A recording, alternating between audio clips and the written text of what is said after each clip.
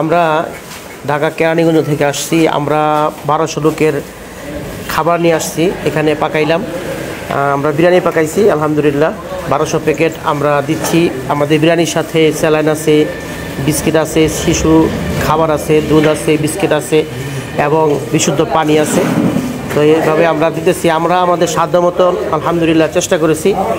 তো আমরা ইনশাল্লাহ যারা বন্যায় কষ্ট করতেছেন তাদের জন্য দোয়া করব এবং বাংলাদেশের সমস্ত মানুষ যারা আমরা ভালো আছি সবাইকে এভাবে বন্যার্থ যারা মানুষ আছে যারা কষ্ট করতেছে তাদেরকে সাহায্য সহযোগিতা করার জন্য আমি ওদের তো আহ্বান জানাচ্ছি।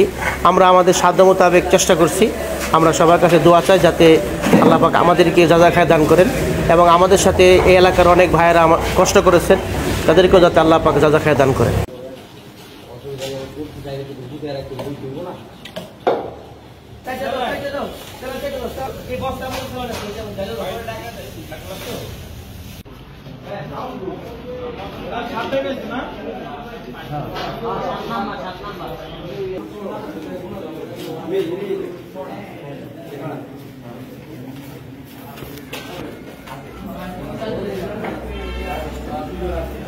আমরা এখানে লক্ষ্মীপুর জেলার বন্যা যারা আর কি বাড়ি ঘর ডুবে গেছে তাদের জন্য ত্রাণ নিয়ে আসছি।